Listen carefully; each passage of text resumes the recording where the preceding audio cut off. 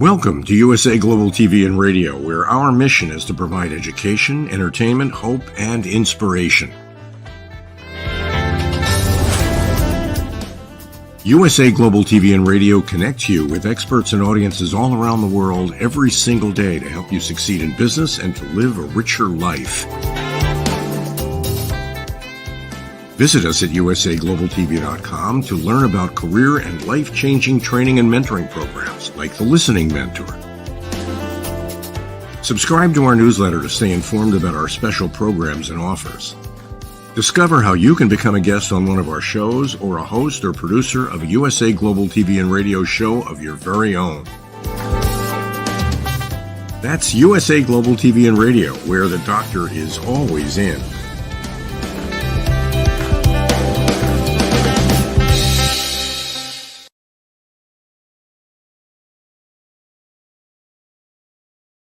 Welcome back. Rhoda Laughlin here. Good morning, good afternoon, good evening, wherever you are in the world, because the USA TV and Radio Network, in participation with the E360 network, is truly a worldwide network. We started a program a couple weeks ago with regard to what are the trends in health and wellness, primarily in the wellness industry, that we're going to end up 2023 with and begin 2024. And we flew over, dropping these little tidbits of information from about 30,000 feet, but it was very little information. Well, we're at that point in time now where we're going to dive down to the 200-foot level and actually explore what some of these things are. So let me bring up my computer real quick and get that up there. There we go. Okay. And okay. So disclaimer, I'm a researcher. I'm not a doctor, never been associated with the pharmaceutical industry. I just fell in love with chemistry many, many years ago, sophomore in high school. Absolutely fell in love with it. I decided I'm going to get a degree in it, and I did. Unfortunately, I also got an invitation to Vietnam, so I never got a chance to become a chemist. But things happen for a reason. Nowadays, primarily thanks to my wife's breast cancer that she had coming up now in 10 years, I took a path of, well, let me see what I can do from a research perspective to help her with her side effects from chemotherapy. And all of a sudden, I found myself back in the world of chemistry. And from that, it kind of grew from that into longevity, because I'm getting old. I want to know what's going on. So wrote a couple books, did a few more things. And now I find my real passion is talking about what I'm finding at the cellular level in the body. But not just from a chemical perspective, but what are those chemicals doing? They cause something to happen. So if you look at a cause and effect relationship, you actually can do something. You treat the cause, you can fix a problem, generally speaking. But if you're treating symptoms, you'll always be treating symptoms, and you're putting Band-Aids on everything accordingly. Our health and our wellness, I believe, is our own responsibility. It's not our doctor, it's not our parents, whatever. If you're over 18, it's your responsibility. And as always, with the USA Global TV and Radio Network and the E360 TV network, this presentation is primarily for education, awareness, education, so that when you go to your doctor, you can say, hey, doc, what about this? I saw something on this the other day. Is this something that can help me? But at least it gives you a place to start looking. Now, we usually talk about health and wellness as a combination. Health deals really with a certain aspect of things, but wellness is the act of practicing those daily health habits. And things change. What we did back at the beginning of the century, 2001, with the Y2K and all the rest of that stuff going on, we're not doing the same things today. We just had a pandemic. In some places in the world, I think they still have one. But we're not doing the same things. That's the wellness aspect of it. And wellness is constantly changing. It's our choices, it's our intentions, the actions that we take. So as we look at these things, that's what's going on, and that's what we need to look at. So with regard to the hot topics and trends that we should be aware of, we left last week with a skin fast, trying to take everything off our skin, let things kind of just be natural for a while. Well, there's also a thing called the dopamine fast. And you're trying to kind of calm down, just, be the ball, as they had on a TV show way back, or movie. Just you're relaxing. And so you're trying to minimize as much stuff in your life that just cranks you up. So, along with a dopamine, you're trying to reduce that level of intensity in the brain by fasting, getting away from it, abstaining from it.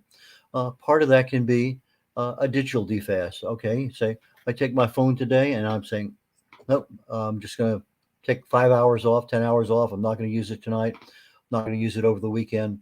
No Facebook, no whatever, just whatever may happen to be. Obviously, if somebody calls in with an emergency phone call, you can see who's calling. If it's mom or dad or one of your kids, you obviously need to, or your boss. But minimize that level of access. Some people, I turn mine off every night when I go to bed. I do not want phone calls in the middle of the night.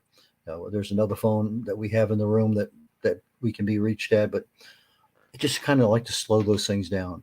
And there are a lot of addicting technologies out there, and one may be gaming, and maybe something else. But look at what you're spending your time on. What are those eyeballs concentrating on, and reduce it. Maybe cut down 2 hours of social media to one. Maybe cut it down to 15 minutes. You're checking things out. You're spending 5 hours a day on TV. Maybe you only need an hour, hour and a half. Pick that one show you just can't live without, and just gradually move away from everything. But by doing this, it calms the brain, and it just allows you to feel a lot better, allows your body not to be overdosed with everything. And you can also add other things to it, whether it be sex or food or work or exercise. Sometimes you're going to do a dopamine fast. Well, let me just kind of do a one meal a day for my food. Maybe I'll just walk a little bit instead of going to the gym.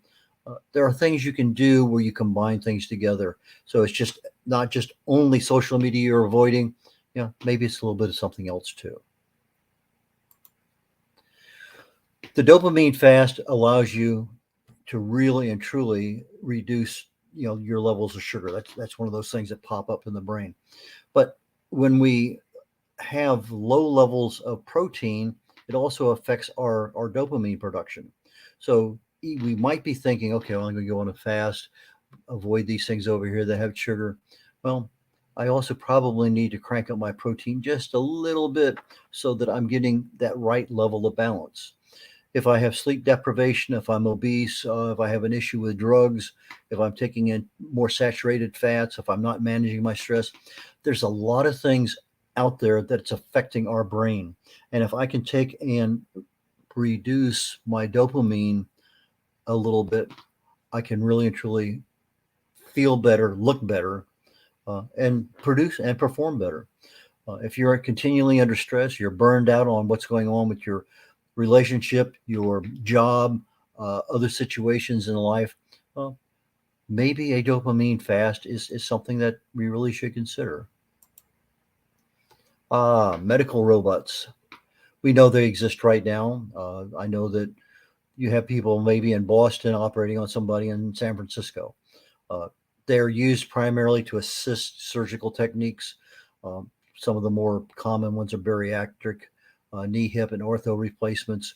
But it depends on a lot of things as to, are they fairly standard? Can the lasers get in there and get everything aligned to the right proportions that you have?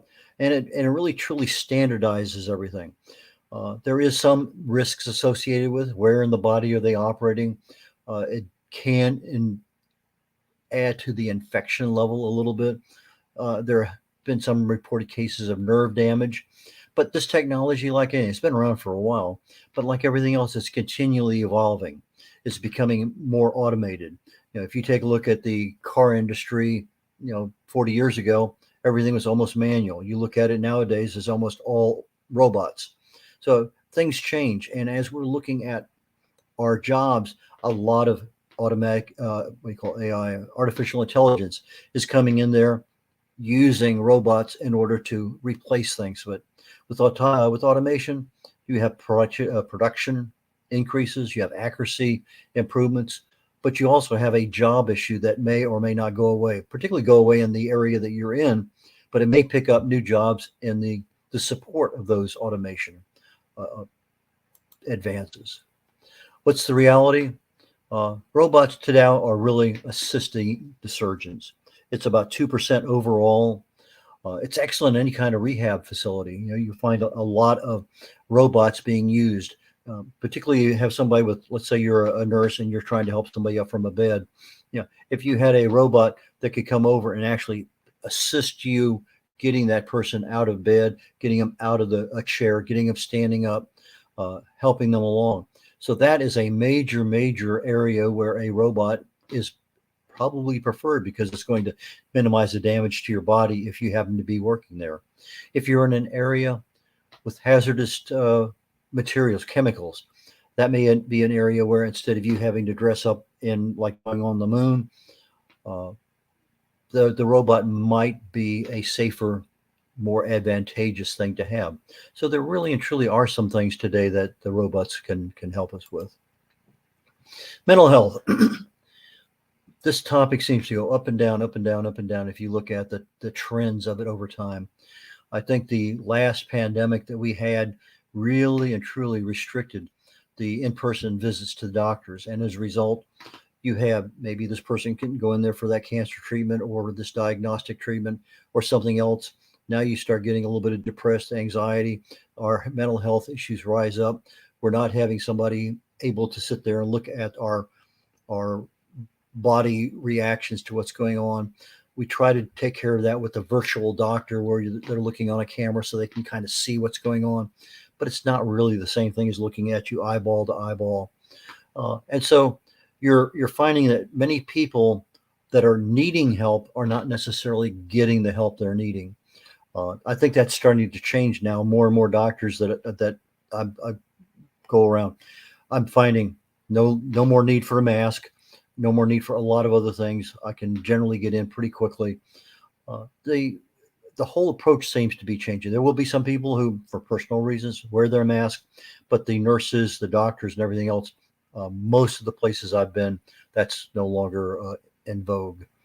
But they're also shifting the mental health to more of a whole being approach, not just what's wrong up here, but is it affecting some other aspect of the body? We're also seeing more emphasis from corporations, from businesses on saying, if I can keep and help somebody with mental health address the issues that they may have, maybe it's a stress reduction program, maybe it's, some other relational issue that can be taken care of. There are a lot of ways of addressing these things. And the awareness is now coming more from the business end of things because that's the people that work for them. If they're not there, they're not performing well, then the business is not going to do well. Cold water therapy. I'm a hot weather person. I like it at night, 84 degrees. It's just, that's my kind of way of doing things. And I really didn't, I see people in cold water. I say, yeah, that's fine. That's more. But in reality, I used to, several times a week, I would go to what they call a spa, a mineral therapy in Germany. I lived in Stuttgart for a couple of years at the end of the 90s. And they have 212 degree saunas. I mean, not like the 160 degree ones we have here in the States. And I'd go in for a half hour, 45 minutes or so, and I would really and truly enjoy my sauna. Well, over a period of months, I found that if I gradually adapted and went into the cold water therapy, and this is where I could immerse myself my entire body, whether it's in a big swimming pool where the temperature's 60, 65 degrees, or whether it's in a small communal bath, maybe 10, 15 people in there, I could immerse myself in, and generally 42 degrees is probably the lowest that I could spend 3 or 4 minutes in, but 45 to 55 degrees, I would come out of a really hot sauna, go into what they call a Niepenlagen, where I would walk down one side, it would be up above my knees with hot water, really hot water. And then I'd step over into the cold water and I walk down that side 10, 15 feet, walk over the edge, and I would adjust my feet. My feet are very, very sensitive to cold. But if I did this adjustment cycle, hot to cold, hot to cold, hot to cold, 3 or 4 or 5 times, I could go over to the cold water, 42 degrees, go down the steps, get in and submerge myself completely.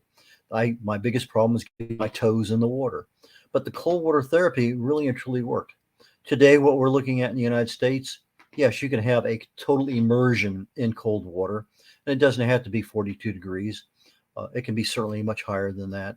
We have cold water showers, but just like I mentioned with the Nepenlagen, they have a contrast where maybe that shower is 50 degrees for 30 minutes, 30 seconds, and then you turn it over and now it's 100 degrees. But the contrast they're finding adds a lot of value. I know that I could go in that cold water dip for 3 or 4 minutes and it's like a light switch goes on. I am, as badly as I felt, as fatigued as I felt coming out of that sauna and sweating for an hour, almost an hour, half hour to 40 minutes. I come out 2, 3, 4 minutes in the cold dip. I'm back in the next sauna. I do that 3, 4, 5 times a night. And it's just like a light switch. Hey, I'm a brand new person. It's amazing what goes on. Well, here in the States, they use it for muscle soreness. It's definitely great for reducing stress and improving the mood. I can absolutely guarantee you that. The cold water therapy also regulates your nervous system because it attacks, or doesn't attack, it affects instantly your vagus nerve with that cold water. There are some psychiatrists are using it to treat depression and anxiety. Now that cold water dip may not be but 69 degrees, but it's still enough to get into the body and cause a problem.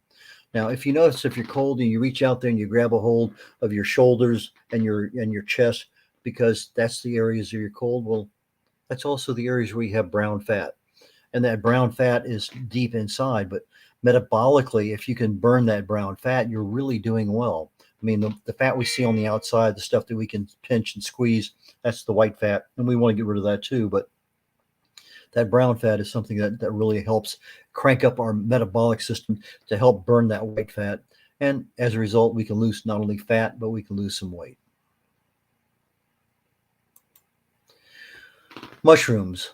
I'm going to say last 30 years, there hasn't been a week I haven't had mushrooms. There may have been one, but I have mushrooms almost 7 days a week. It's just one of those things that's part of my daily routine. I have several that I like more than others. I have not tried all of them, but just since 2020, there's been almost a 10% increase in mushrooms, and the continual forecast is still at that 9.5, 10% level, increasing beyond 2024. And as a result, we're seeing a mushroom shortage in the United States. Now, you may be able to get your white mushrooms, your button mushrooms, your shiitakes, whatever your standard is at the store. But there are some places where there's difficulty meeting the demand. The oyster mushroom is one that has the highest demand, and is also the one that's, supply and demand. It's not being met. Little trivia: Kennett Square, Pennsylvania, mushroom capital of the world, and by the world I mean almost literally half of all the mushrooms that go out to worldwide destinations come from Pennsylvania. Even the mushroom decor, the mushroom centric decor that was here decades ago, people are starting to see that increase again. For whatever reason, that's an old trend coming back again. A lot of things with mushrooms. The psilocybin therapy for mental health, blood pressure, diabetes, immune system disorders. If you are not on mushrooms and you're on some kind of medicine for diabetes or for blood pressure or for some other aspect, make sure you talk to your doctor or your pharmacist about which mushrooms you need to stay away from. And it's a serious thing because they can have some major effects on the medicines you're taking. They are almost like a medicine themselves, and it's like giving you two medicines. Boom, one's going to counteract the other one. You're not getting as much or too much of help from that one. The one area, let me see if it's on this next slide. Yes. It's really used to treat a lot of infections, a lot of pulmonary disease. But one area that I find that it's super helpful with is treating cancers. There's one particular one out there. I think it's called myshroom.com. Anyway, they have taken the best of the best of the best of a particular kind of mushroom and used it in treatment. Now I'm talking about the best of the best. They look at the mushrooms blooming over so many days, and they've tested each day so they know which day is the absolute best day to harvest that mushroom. And they only harvest that mushroom on that day. And that's what they process. That's what they sell. And it's expensive, but the success rate with cancer is almost unbelievable. And what they've noticed is that this particular mushroom, whichever one it is, actually goes in and looks inside the body. And if it sees a cell that's non-functioning, it tags it. And your immune system is driving by and says, hey, there's one over there. And they just go grab it. And so from a cancer perspective, this mushroom, it's about $1,000 for about a 30-day treatment. Certainly worth looking into, even from a prophylactic perspective if you don't have anything. But it's a really, really good option. So if you're in a cancer treatment right now for something, or you know someone who is, talk to them about doing a little bit of research on mushrooms and the specific kind of cancer they have. A cancer for the brain is not the same as for the lungs, is not the same for the gut. So you have to look at what's there and which one works better for whatever. But it's also being used as an adjunct with chemotherapy, as is fasting in general. They found a 72-hour fast actually works as well in some breast cancer treatments as the actual chemotherapy. So they're using the fasting with the chemotherapy. Now they're using mushrooms with the chemotherapy. Lots and lots of things going on out there.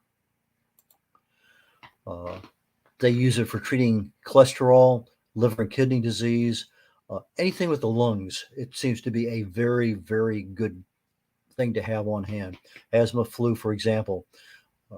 The mushrooms over time build up your strength, your stamina. It fights fatigue. I want to see if this is the one that I put in there. Yes. Nope. That's not. Well, I had my brain all crushed. Let me go back for a second and wrap up here. But the mushrooms, they help our immune system. They help us in so many different ways.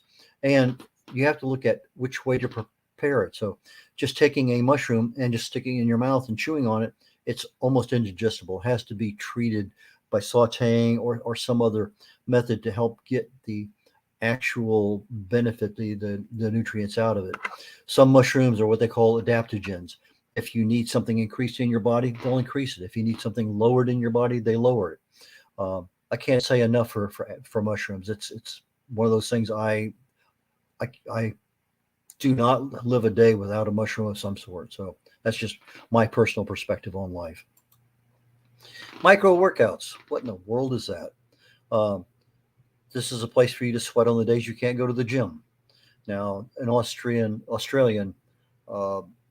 expert in this area says that typically between 18 and 60 years of age, we should be doing about 150 minutes of moderate intensity exercise a week, 75 minutes of vigorous exercise a week.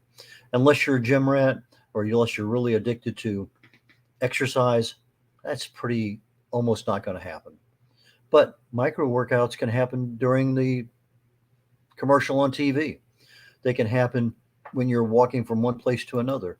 It's something that can be measured in seconds, 20 seconds at a time, 60 seconds at a time, choosing going upstairs rather than using the elevator. They did a 20-second sprint attack where they put people on a bicycle, and they had them go just as fast as they could for 20 seconds. 3 times a day, 3 times a week. They found out in 3 weeks, they actually had almost a 10% increase in their fitness. Due to that, So do something that causes your heart to beat is better than doing nothing. Okay, wrapping things up here rapidly. Let's see what our next topic is. This is almost too much to get into, but I think we're going to anyway because I can wrap things up next. Plant-based foods and drinks. We've had this around for a while. The soy became our veggie burger and all sorts of things, but Whole Foods is seeing a major consumer shift here within literally the last 2 years, and they're ramping up for 2024 and on. People are having more and more of an awareness for processed foods in their health, a lot of issues with weight gain, a lot of issues with disease. And so people are looking for alternatives. What's something natural out there? Cacao, it's amazing how much that just one little chocolate bean is just expanding in all sorts of different directions. Buckwheat is one that's anti-inflammatory, has no gluten. And again, it's something that is really being blown out of all proportion. We're looking at plant-based beef to have plant-based fish. Lots of things out there that you would think, what's a plant-based fish? A vegan, whatever. There's just a lot of things that are permeating our food industry. A lot of things with sustainability. They want to conserve our water. So they're looking for foods that we can minimize that level of growing with regard to watering and everything. The increased use of spices, if we can take something that's fairly bland and add a dimension to it. Converting existing foods. Maybe you have something, they have what's the some noodles. I can't even think of what they are right now. But there are a lot of existing foods that, with just a little bit of tweaking, you can make them exceptional as far as a meal goes. If you're looking for something, people are now looking for fewer and fewer ingredients on their labels. Our typical American food, 25 items on it. You look at the same thing from a European perspective, 5. So a lot of difference there. I am going to conclude here with B12 deficiency because that's a really good place to end up today. So let's just go ahead on down to where I have the end of this program. And I'm going to pick one book, and that's Longevity Secrets for Healthy Aging. There's 2 things that cause us to age. I talk about them in the book. They're easy to control. If there's something that you have with regard to age-related disease and aging in general, that's a good source for you. So redolaughlin.com or Amazon and look up Red O'Laughlin. That being said, thank you for joining me today on the USA Global TV Radio Network in participation with the E360 Network. Thank you.